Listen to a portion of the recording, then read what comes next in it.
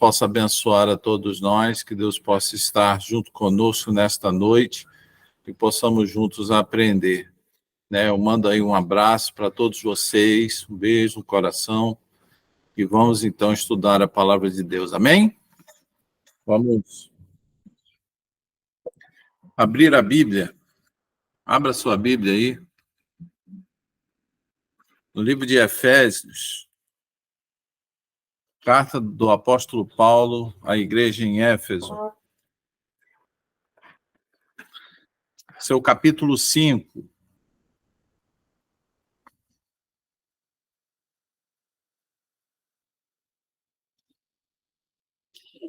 Capítulo 5, nós vamos ler até o 14.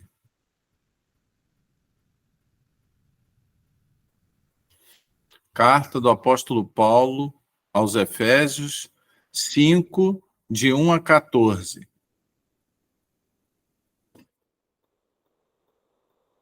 Amém, amados? Nos diz assim a palavra de Deus: portanto, sejam imitadores de Deus como filhos amados, e vivam em amor, como também Cristo nos amou e se entregou por nós como oferta e sacrifício de aroma agradável a Deus. Entre vocês não deve haver nem sequer menção de imoralidade sexual, como também de nenhuma espécie de impureza, de cobiça, pois essas coisas não são próprias para os santos. Não haja obscenidade, nem conversas tolas, nem graças imorais, que são inconvenientes, mas, ao invés disso, ações de graças. Porque vocês podem estar certos disso.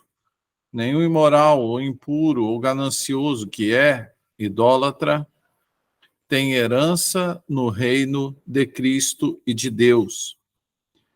Ninguém os engane com palavras tolas, pois é por causa dessas coisas que a ira de Deus vem sobre os que vivem na desobediência. Portanto, não participem com eles dessas coisas. Porque outrora vocês eram trevas, mas agora são luz no Senhor. Vivam como filhos da luz, pois o fruto da luz consiste em toda bondade, justiça e verdade. E aprendam a discernir o que é agradável ao Senhor. Não participem das obras infrutíferas das trevas, antes, exponha-nas à luz. Porque aquilo que eles fazem em oculto, até mencionar é vergonhoso, mas tudo o que é exposto pela luz torna-se visível, pois a luz torna visíveis todas as coisas. Por isso é que foi dito: desperta, ó tu que dormes, levanta-te dentre os mortos, e Cristo resplandecerá sobre ti. Amém, queridos? Só até aí, igreja. Amados, a gente se encontra aqui diante de um texto em que o apóstolo Paulo escreve aos Efésios com a intenção de mostrar para aquela igreja, amados, a necessidade da construção de um novo estilo de vida, da necessidade de que o crente deve ter um novo estilo de vida, uma nova forma de pensar, uma nova forma de agir. E, amados, esta mensagem que nós estamos vendo Paulo trazendo aqui para a igreja de Éfeso, ela é atualíssima para os dias de hoje. Hoje, nós estamos vivendo em uma sociedade cujos valores estão se tornando cada vez mais contrários aos valores, aos preceitos e aos princípios de Deus. Hoje nós vemos uma sociedade que a cada dia se distancia mais daquilo que agrada a Deus, daquilo que é pertinente a Deus, daquilo que é próprio da natureza de Deus. E quando Paulo escreve isso para a igreja em Éfeso, amados, ele escreve para uma igreja que se localizava numa cidade importante, numa cidade comercial, numa cidade onde existia o templo a Diana, era uma cidade onde se cultuava a beleza, era uma sociedade onde existia um templo com cerca de 1.000 sacerdotisas, e o culto prestado à deusa Diana envolvia práticas sexuais, né, daqueles que frequentavam aquele templo junto com as sacerdotisas do templo de Diana. Então, Paulo ele escreve essa carta a uma igreja, a uma sociedade, a um grupo de pessoas que diariamente estava sendo bombardeado por uma visão completamente diferente de adoração, uma visão completamente diferente de espiritualidade, daquilo que Deus queria para o homem, daquilo que Deus estava ensinando para o homem. E, amados, não é diferente para nós hoje. Quando nós lemos o apóstolo Paulo, você vê a preocupação que Paulo tinha naquela época é totalmente pertinente para os dias de hoje. Por quê? Ele diz que a igreja ela tem que ser um grupo de pessoas, a igreja ela tem que ser uma mini-sociedade no meio de uma sociedade que está destruída pelo pecado. E ele vai dizer assim, olha, vocês têm que ser um grupo de pessoas diferentes. Vocês têm que ser um grupo de pessoas que, no convívio direto com esta sociedade na qual vocês estão inseridos, vocês têm que apresentar algumas características que venham a confrontar o status quo, que venham a confrontar a realidade que se apresenta. Então, amados, Paulo está falando o seguinte, olha, a igreja ela precisa ser diferente. A igreja ela precisa operar diferente, a igreja precisa se comportar diferente. Quando eu digo igreja na visão que nós aí na comunidade evangélica Geração da Conquista entendemos igreja. Eu não falo de igreja ou organização, eu não falo de denominação, não falo nada disso. Eu falo de igreja enquanto organismo, enquanto grupo de pessoas. A igreja ela precisa ser diferente. Por isso que Paulo ele tem essa preocupação com a igreja em Éfeso, como Deus hoje também tem a mesma preocupação com a igreja no Brasil, com a igreja nos Estados Unidos, com a igreja na Europa, com a igreja na África, com a igreja na Ásia. É como se o discurso que Paulo escreveu para Éfeso encaixasse, e de fato encaixa, em todos os seus aspectos com a realidade que nós vivemos hoje.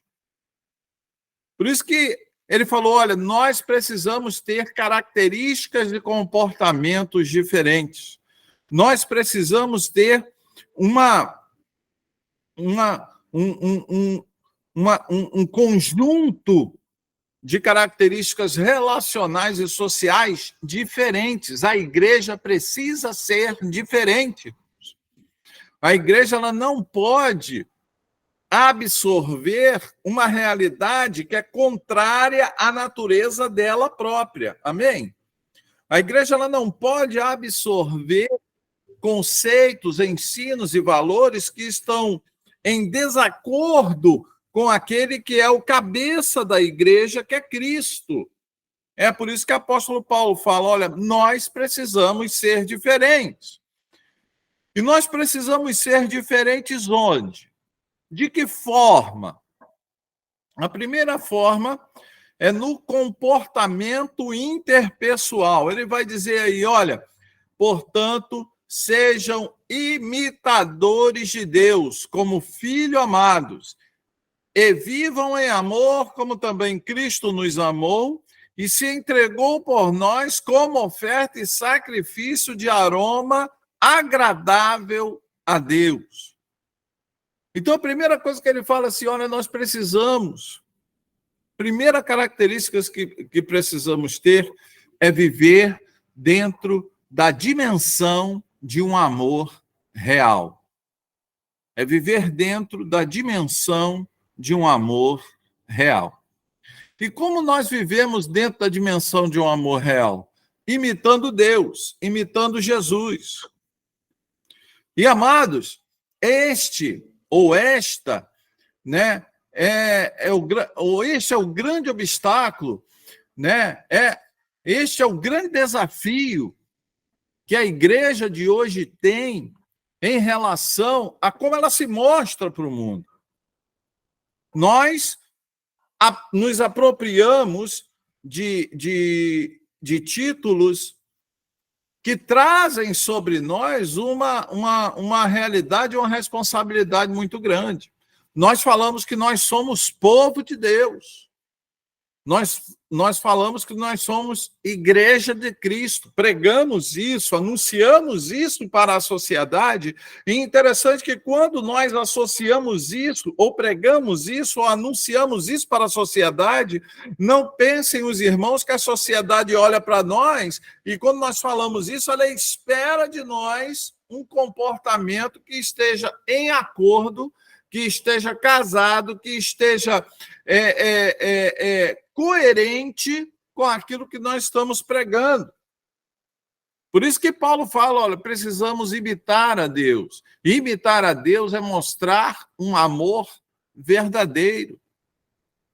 Imitar a Deus, imitar o comportamento de Deus é mostrar um amor que ele vai na direção do incondicional.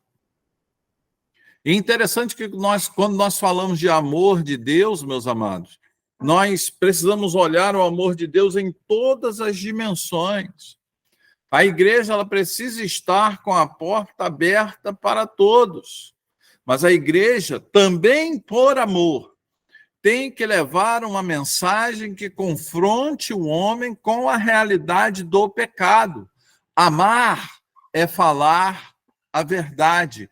Amar é confrontar aquele a quem nós amamos com a verdade. Porque foi exatamente isso que Jesus Cristo fez. Foi exatamente isso que Deus fez desde do Gênesis até o Apocalipse. Ele levantou profetas, levantou homens, né? Ele sempre levantou os seus mensageiros para confrontar cada um de nós com a mensagem dele. E a mensagem dele é uma mensagem redentora, e a redenção pressupõe reconhecimento do nosso pecado e da nossa dependência para com Deus. Então, amar é falar para as pessoas que elas precisam mudar. Amar é falar para as pessoas que elas precisam ter um novo estilo de vida, não porque você quer que ela tenha um novo estilo de vida, ou porque há uma exigência social. Não, é porque quando nós amamos a Deus, amar significa amar a Deus. O que significa amar a Deus? É se submeter às vontades de Deus. Por isso que Paulo ele começa o discurso dizendo, olha, nós precisamos ser imitadores de Deus. E por que precisamos imitar a Deus? Porque normalmente, por estarmos no pecado, preste atenção nisso que eu vou falar com você, porque por natureza, e a Bíblia fala isso, por natureza, nós não temos a inclinação por fazer a vontade de Deus. Mas no momento em que você abre o seu coração para Jesus, o Espírito Santo entra em seu coração, as suas vontades são transformadas, a sua disposição interna é levada na direção daquilo que Deus quer que você faça.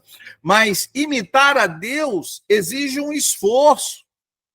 Ninguém imita ninguém sem antes olhar para aquela pessoa. Para você imitar uma pessoa, Para você imitar um comportamento, você precisa olhar para aquele comportamento, você precisa olhar para aquela pessoa e você precisa entender que aquilo que ele está fazendo é o certo. Por isso que quando Paulo fala, imitem a Deus, sejamos imitadores de Deus, significa o quê, amados? Significa que precisamos olhar para aquilo que Deus quer que nós façamos, olhar para as atitudes que Deus quer que nós tenhamos.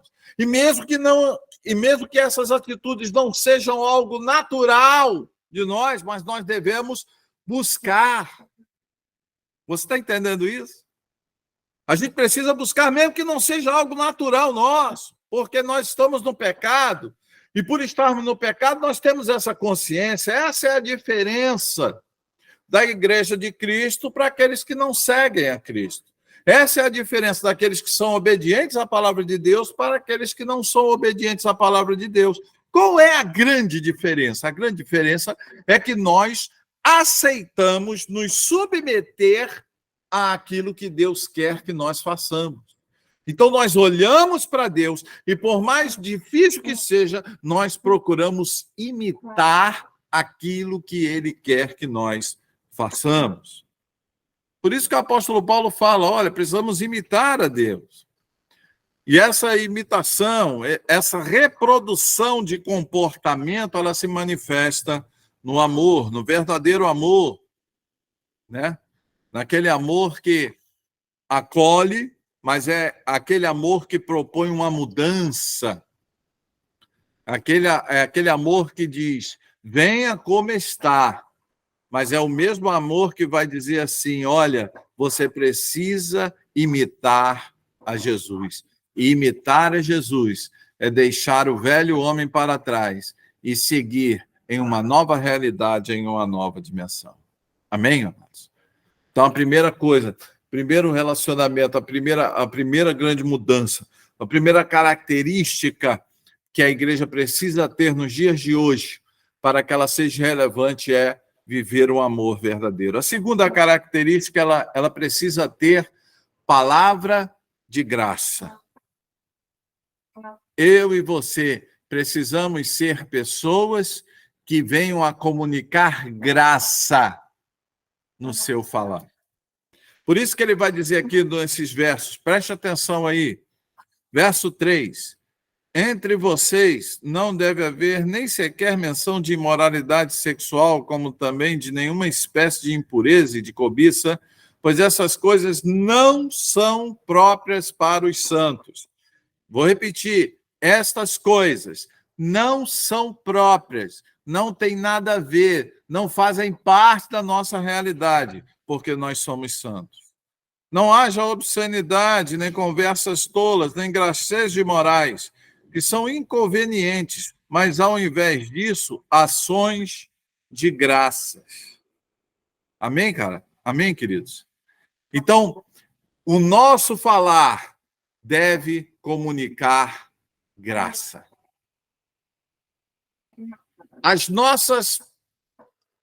Os nossos conceitos, os nossos pressupostos, o nosso discurso, aquilo que você fala, aquilo que você prega, aquilo que você dirige a nível de palavras para as pessoas, deve comunicar graça. E a graça, meu amado, ela só é plena dentro da verdade. Você só tem graça se você está embasado na verdade. Então, comunicar graça às pessoas é falar a verdade para as pessoas. É falar coisas relevantes para as pessoas. Amados, as pessoas estão precisando de verdades. As pessoas não estão... as pessoas estão cansadas de viver dentro de discursos de ilusão, né? As pessoas estão cansadas de viver dentro de discursos vazios. A mentira, ela impera na nossa sociedade. Mas o apóstolo Paulo falou, olha, entre vocês, ou quando partir de vocês, que nem haja nenhuma espécie, nem vestígio de coisas que venham a trazer mentira, trazer ilusões para as pessoas. Amados, a nossa palavra deve ser uma palavra que venha comunicar graça para as pessoas. Aquilo que nós falamos para as pessoas deve ser uma palavra de graça, uma palavra de verdade. Aquilo que nós falarmos deve ser pautado na verdade. Aquilo que nós vamos reproduzir, que nós venhamos a reproduzir verdades e não mentiras. Por isso, amados, que o texto do apóstolo Paulo tem esta preocupação. Olha, no meio de vocês não pode haver isso. No meio da igreja não pode haver, com licença, não pode haver um comportamento fora dessa realidade. A grande questão é que nós não podemos ficar reféns de um discurso que não está pautado na verdade, que não está pautado naquilo que é edificante para as pessoas. Nós precisamos edificar as pessoas com o nosso discurso, a nossa palavra. Se você exercitar isso, aquilo que você falar estiver pautado na palavra de Deus, tudo aquilo, todas as suas declarações, elas devem estar pautadas dentro da verdade bíblica, dentro de uma visão bíblica. Conversar com as pessoas sobre qualquer tema, sobre qualquer temática, mas pautado na verdade. Porque coisas inconvenientes, mentiras, narrativas, isso o mundo está cheio, irmãos. A igreja ela tem que ser diferente disso. Paulo está dizendo, olha, vocês aí em Éfeso, vocês têm que ter uma palavra diferente. E eu gosto de pensar sobre o ministério de Paulo lá, quando ele teve nesta cidade, em Éfeso, quando ele chegou lá. Vocês lembram? Isso está lá escrito em Atos. Quando Paulo chega em Éfeso, tinha 12 homens que haviam aprendido o evangelho somente superficialmente. Tanto é que Paulo chega em Éfeso, lá tinha 12 homens, e ele vai perguntar assim, em que batismo vocês foram batizados? Eles vão dizer assim, nós só conhecemos o batismo de João. Poxa, mas vocês receberam o Espírito Santo? Aí eles disseram assim, aqueles 12 homens que viviam em Éfeso, falaram o que para Paulo? Nem sequer ouvimos falar de Espírito Santo, a gente não conhece isso. Aí Paulo falou, não, então peraí. E aí Paulo fala com aqueles homens. Paulo começa a ensinar para aqueles homens. E aí, meus amados, o Espírito faz algo tremendo ali na cidade de Éfeso. A partir daquelas 12 pessoas, Paulo evangeliza e faz uma grande igreja ali. Paulo faz uma verdadeira revolução ali, meus amados. Paulo começa a pregar a verdade. E aí, se você ler lá em Atos, as mentiras que estavam escritas em livros de magia, as pessoas começaram a levar aquelas mentiras escritas em livros de magia e começaram a queimar em praça pública. Vocês lembram disso? Está lá escrito em Atos, quando Paulo chega em Éfeso. Então, Paulo, ele prega a verdade, as pessoas olham para as mentiras que tinham em suas casas e as pessoas começam a sair e a queimar, né? A queimar os livros de magia, a queimar os livros de esoterismo. E a verdade começou a tomar conta daquela cidade de uma tal forma que os comerciantes que vendiam imagens de Diana se reuniram e falaram, olha, a gente tem que calar o apóstolo Paulo. A gente tem que calar esse tal de Paulo. Por quê? Porque a mensagem que ele está trazendo está acabando com os nossos negócios. A gente não está conseguindo mais vender as estátuas para Diana, porque o povo está conhecendo a verdade. Amados, nós precisamos fazer a verdade conhecida. E a verdade só é conhecida, só se faz conhecida, só se torna conhecida quando tem uma igreja que prega esta verdade. que fala essa verdade, que anuncia esta verdade, porque essa verdade ela é confrontativa. Ela precisa ser uma verdade confrontativa que venha confrontar a realidade de um estado de coisas estabelecido, como aconteceu lá em Éfeso. Paulo ele chegou com a mensagem, existia uma realidade estabelecida na cidade de Éfeso, mas Paulo chegou com a verdade. E quando ele chega com a verdade, aquele estado de coisas naquela sociedade que estava estabelecida em mentiras, começa a desmoronar. Por quê? Porque Paulo começa a falar a verdade. Então, amados, nós precisamos ser uma igreja que comunique graça para as pessoas. Amém? Terceira característica que nós precisamos ter, verso 6. Observe aí o verso 6. Digo, verso 5. Porque vocês podem estar certos disso. Nenhum imoral, ou impuro, ou ganancioso, que é idólatra, tem herança no reino de Cristo e de Deus. Ninguém os engane com palavras tolas, pois é por causa destas coisas que a ira de Deus vem sobre os que vivem na desobediência. Então, amados, a terceira característica de comportamento que nós precisamos ter é a característica de um comportamento, de uma igreja, que é obediente à palavra de Deus. Obediência. Quando você dá obediência a Deus, Deus te dá honra. Quando você dá desobediência a Deus, Deus ele vai ter uma relação contigo de desonra. Por isso que Paulo vai dizer assim, olha, vocês fiquem certos disso.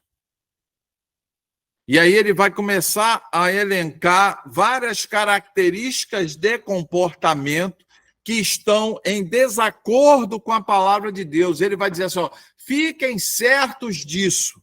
Aqueles que constroem a sua existência, aqueles que são conhecidos como pessoas que têm um comportamento em desacordo com a palavra de Deus, não têm parte nem herança no reino de Deus. E por que isso? Paulo explica no verso 6. Por quê?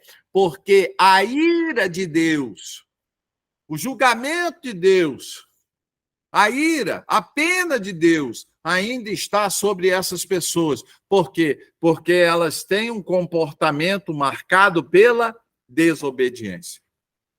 Então, a desobediência, meus amados, nos tira, nos separa, nos inabilita a herança das promessas de Deus.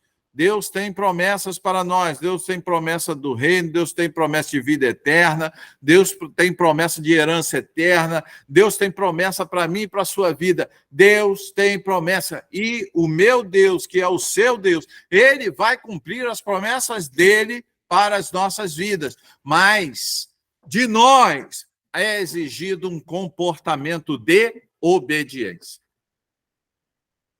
Isso Deus não negocia.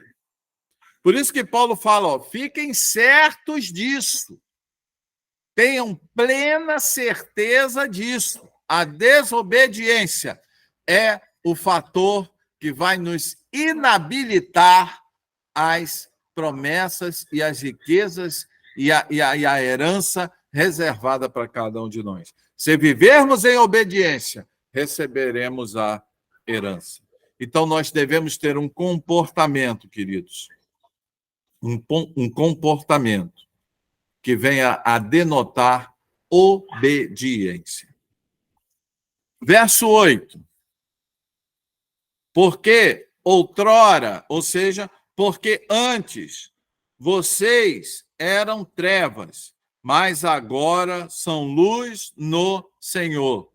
Comunidade Evangélica Geração da Conquista, todos nós somos luz no Senhor. Você que está sentado aí, está me ouvindo, você tem uma vida pautada na realidade de Jesus. Você tem uma vida pautada a obediência, você é luz no Senhor.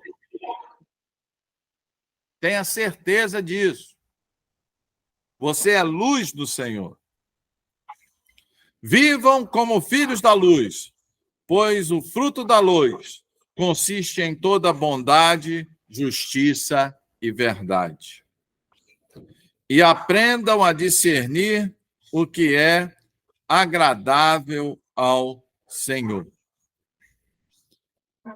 O outro comportamento, outra característica da igreja nos dias de hoje, que a igreja precisa ter nos dias de hoje, é ser um povo que tem a capacidade de discernir o que agrada ao Senhor. Nós precisamos, pessoal, ter um entendimento. Precisamos saber discernir. O que é discernir? Separar. É saber evidenciar aquilo que agrada ao Senhor daquilo que não agrada ao Senhor. A igreja ela precisa ter este comportamento, a igreja precisa ter este conhecimento, a igreja precisa ter esta dinâmica. A dinâmica de um comportamento que discerne aquilo que é agradável ao Senhor. O que agrada ao Senhor?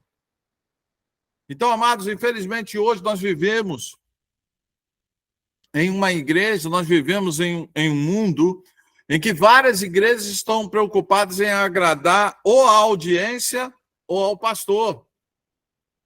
Mas aqui a gente não está. Eu não estou para agradar nem vocês, e eu não estou para agradar nem a mim. Eu estou para agradar a Deus. Amém, queridos? Nós estamos aqui para agradar a Deus. Você está aí para agradar a Deus. A mensagem que é pregada aqui é para agradar a Deus. Os princípios ensinados aqui são para agradar a Deus. Então, nós precisamos ter esse discernimento, esse conhecimento. E precisamos aceitar e ruminar esse conhecimento dentro de nossa mente, dentro de nossa consciência. Então, eu e você somos chamados para agradar ao Senhor, para discernir, para perceber, para ter este conhecimento. Hoje nós vivemos em uma sociedade, amados, em uma sociedade que confronta, que blasfema, que está entristecendo o Espírito Santo.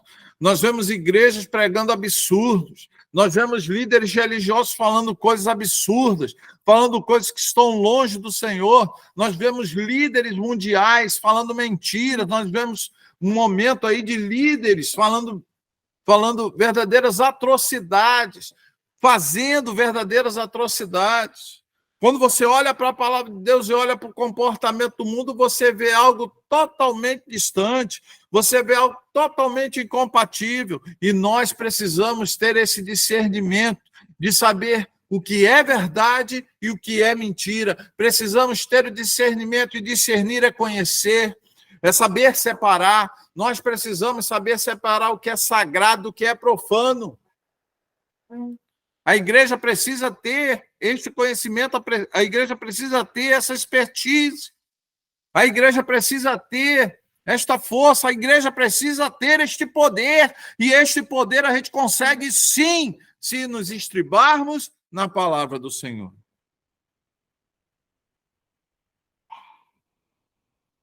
Ele vai usar no verso 10 uma expressão interessante: aprendam a discernir o que é agradável ao Senhor.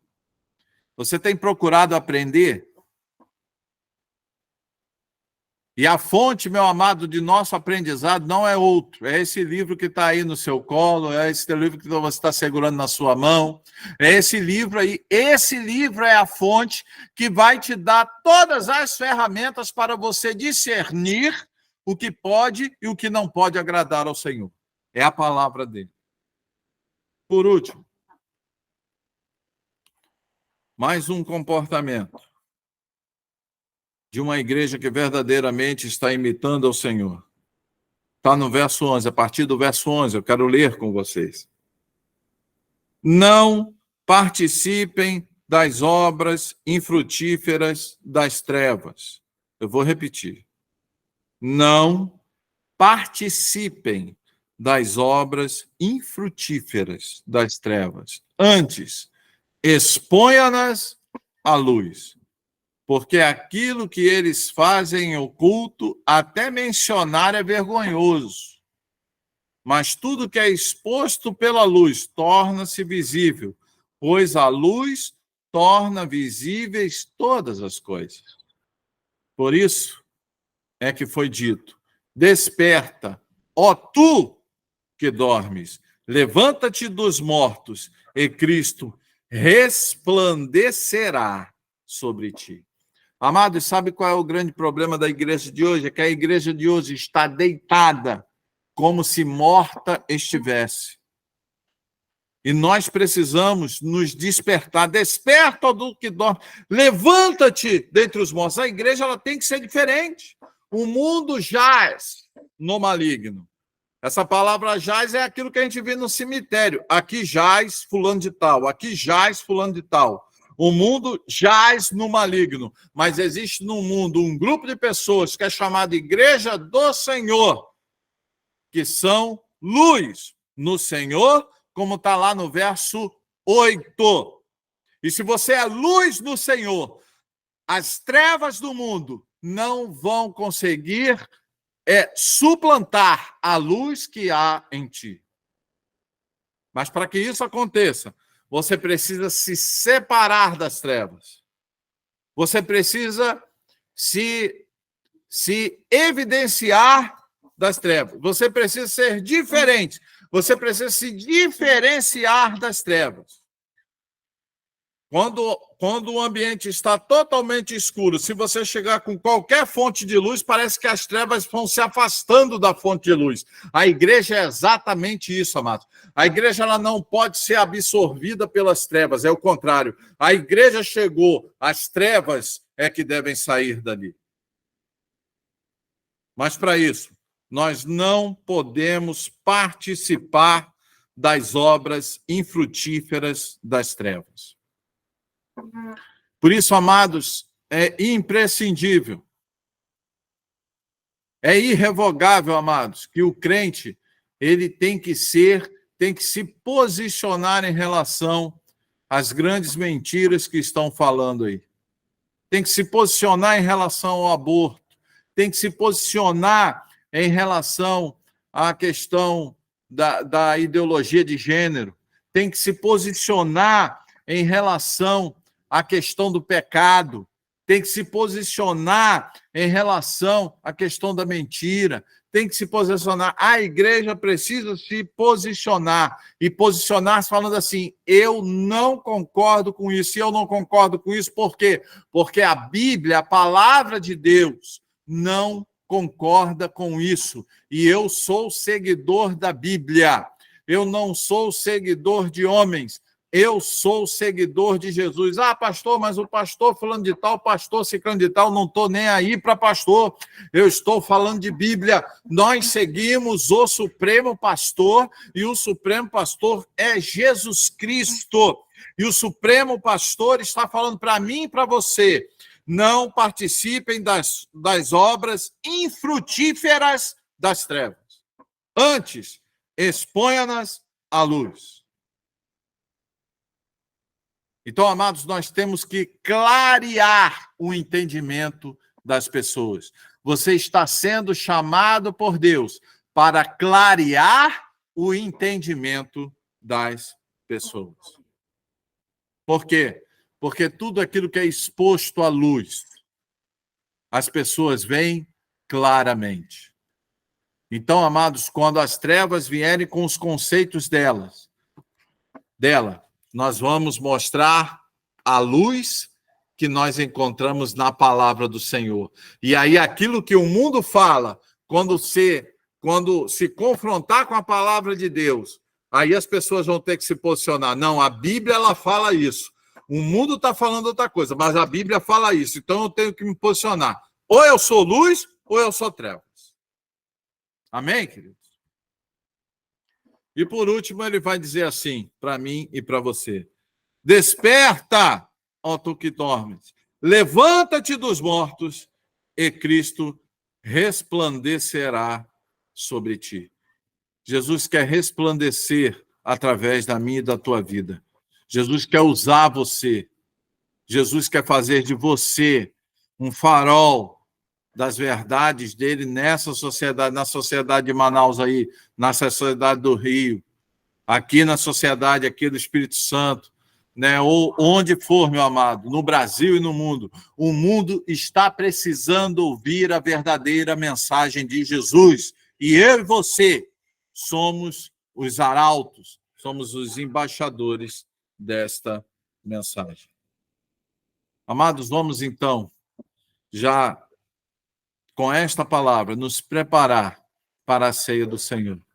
Vamos nos preparar para o memorial. Já vou pedir ao Ministério de Louvor que, por favor, já assuma o seu lugar, né? Para cantar aí, para nos levar à adoração à igreja, né? Fique de pé em nome de Jesus.